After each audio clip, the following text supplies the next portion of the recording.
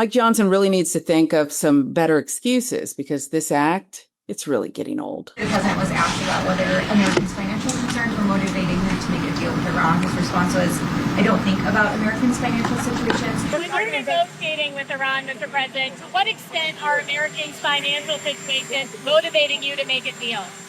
Not even a little bit. The only thing that matters when I'm talking about Iran, they can't have a nuclear weapon. I don't think about Americans' financial situation. I don't think about anybody. I think about one thing. We cannot let Iran have a nuclear weapon. That's all. That's the only thing that motivates. Do you think that's the right message? Do you think the president should be considering the financial toll? I don't know the context in which he made that comment, but I can tell you the president thinks about Americans' financial situations. I talk to him on average twice a day, sometimes 3 or 4 times a day, and we talk about it constantly. He's laser focused on trying to resolve the conflict in Iran because if we get the Strait of Hormuz, when we get the Strait of Hormuz reopened, that will alleviate a lot of pressure with gas prices and other things in the economy. Now, we've done everything, the Republican Party, under President Trump's leadership, have done everything that we possibly can to reverse the maddening inflation of the Biden years that was at 40-year highs and all the gross misspending over the last several years to get the economy back humming again. So you heard it yourself. MAGA Mike and the Republicans are doing everything they can to make your life better. How's that going as of now? We've got inflation at 3-year highs, real wages falling, and prices are rising rapidly on groceries, on airfare, and of course on gasoline. Now, the energy spike, that's really ground zero for the hit to consumers. The estimates from Brown University are that the impact from higher gas and diesel, that's costing Americans $38 billion since the war started. The war in the Middle East is making the cost of living here in America worse. And a lot of people, they can't keep up because prices are going up faster than paychecks. Prices are now going up faster than paychecks, right? And that's the first time that we've seen that, where real wages, inflation-adjusted wages, are falling for the first time since 2023. Inflation was heading in the right direction. And look at this, at the start of this year, just as the war began, inflation going almost straight up towards 4%. Now, core inflation, which excludes food and energy, that's looked at as a better sign of underlying inflation. That's what the Fed, that's what investors look at. That also moved in the wrong direction. Core inflation heating up to 2.8%. That's the highest level since last fall. Grocery prices up by 0.7% on the month. That's the most since August of 2022. And that may be a reflection of also the war because we've seen diesel costs go up. So that's making it more expensive for farmers and to transport all the food to the stores. You know, even the newest MAGA-friendly network, CNN, couldn't ignore just how bleak many of these data points are, especially given conflicting reports from the administration and media about the true scope of the war in Iran. But don't worry, Trump is on the case. As soon as we get gas prices back under control, we alleviate that pain. I can tell you the president is laser focused on it. He spends a large part of every day working to resolve this. When he says America first, he doesn't mean America alone, obviously. He means that we put the interest of America first. And I'm going to tell you that's not a selfish proposition. When we do that, it's good for our citizens, it's good for this country, and every freedom-loving person around the world.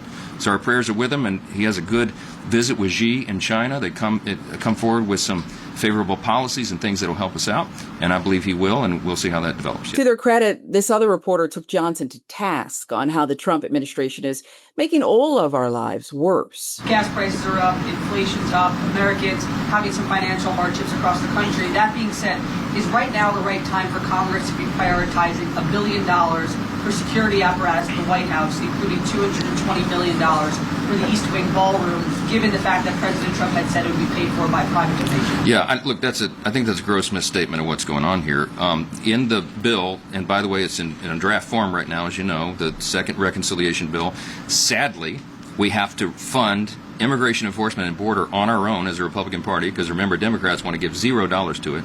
The Secret Service put in an urgent request for additional security measures. It's not for the ballroom, it's for security measures. Now, we don't know what the final bill is going to be. In one section of the bill, it addresses security measures. It's very specifically defined on what those security requests are from the Secret Service. And I will say this, for many of you that were in the ballroom just a few weeks ago and sat through and observed the third failed assassination attempt of a president just in a short number of years here, there's an urgent need for increased security measures. I mean, that is an objective fact, and it should be something that's bipartisan. The ballroom is totally privately funded. The president has dedicated like $400 million for that project, and by the way, it's going to be a donation to the country. You're aware the ballroom will be there long after he leaves, and he'll only get a few months of its use. So he's doing it for the country, but it's what's beneath the ballroom that is, in my view, far more important. And we've needed some of these security measures for a long time, and that's what this is all about. So there's a false narrative out there about it. I think the president has been abundantly clear. He is excited about building a ballroom with private funding, not taxpayer funding. But the Secret Service says that as we enhance the White House grounds and the modernization there, that obviously we have to think differently about security. We live in a very dangerous time, and there are new and increasing threats that we have never faced before. And so Congress has a role in funding that, and we'll have to see how it all works out. So let's just sit with that answer for a second, because the Speaker of the House of Representatives, the man third in line for the presidency, was just asked a direct, factual question about an economy that is on fire. His response was essentially that everything's great, the president is a genius, and the only problem is that the rest of us aren't paying close enough attention. Well, here is what is actually happening in the country Mike Johnson says is doing so well. The April Consumer Price Index is out. Inflation is now at 3.8% on the year. That is the highest level since May of 2023. Gasoline is up over 28% in 12 months. The national average is $4.50 a gallon, up from about $3.14 a year ago. Beef is up 14.8%. Airfare is 27.7%. Tomatoes are up nearly 40%. Coffee, 18%. Real wages, after you take inflation out, they dropped 0.5% in a single month. Workers in this country are now earning less in real dollars than they were a year ago. And that is happening, by the way, because of a war Donald Trump started without congressional authorization, a war that shut down the Strait of Hormuz, a war that has now blown up the energy markets for 2.5 straight months. And the same Speaker of the House who just told you everything is fine did not lift a finger to stop any of it. Not the war, none of it. Did not call for a vote on the war powers, did not demand a single hearing on what is costing American families at the grocery store. He just gets up at the microphone, smiles, and says the president is doing a tremendous job. So the next question I have is, why on earth would anybody ever trust Mike Johnson on what is happening with that ballroom? Because while gas is at $4.50 a gallon, beef is up 15%, Donald Trump is using the east wing of the White House, a part of the people's house that has stood for over 80 years as a personal construction site for a $400 million ballroom.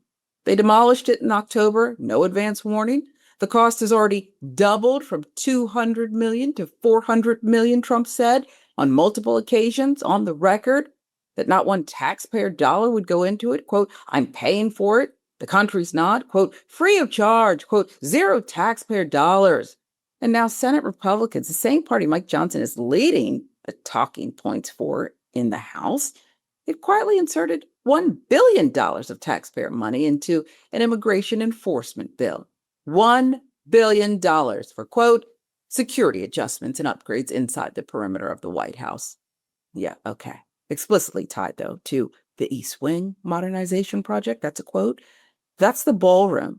They're not even hiding it anymore. The bill names it directly and is being passed off as a security expense after the Correspondents' Dinner shooting, even though Washington Post ABC poll shows the American public still opposes the ballroom 2-1, 3-1 among people who care most. Lindsey Graham has a separate bill, of course, that just hands $400 million in customs fees directly over to pay for it. Same Lindsey Graham, who, by the way, hosted a private fundraiser called the Trump-Graham Golf Classic at Trump's West Palm Beach golf course, paying the president of the United States personally while voting on the president's agenda. So when Mike Johnson stands at that podium and tells you the Republican Party is fighting for working families, just look at the receipts. The receipts say Republicans found $1.4 billion between the security bill and the Graham bill for a ballroom and a bunker for the president's parties. The receipts say Republicans have not found a single dollar to bring down the price of beef or gas or rent or a tomato.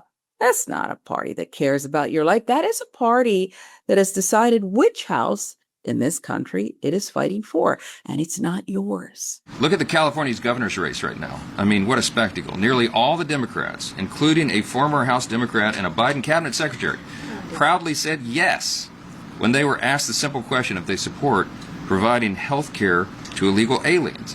We're supposed to believe this is a serious political party right now? I mean, Democrats are chomping at the bit to regain power and reopen our borders and allow violent illegal aliens to continue to roam our streets. These are facts. This is not political talking points. This is what they are and what they're about.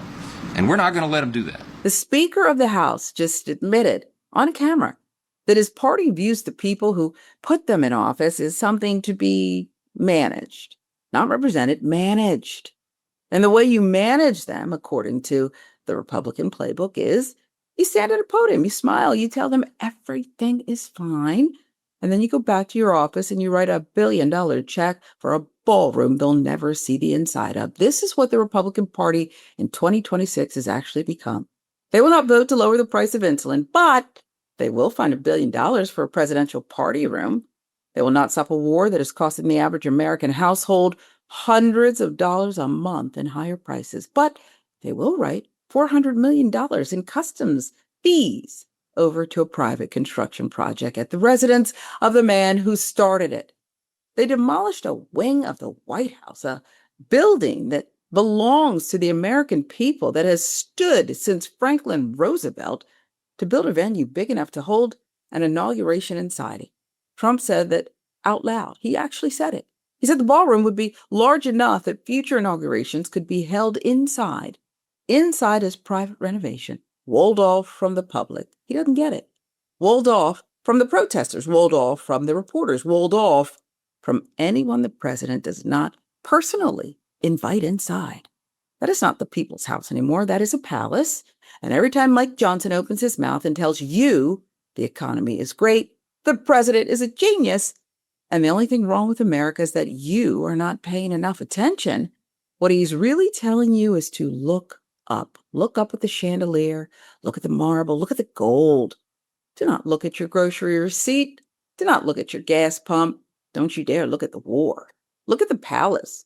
There's a word for a government that builds itself a palace while its people can't afford to eat.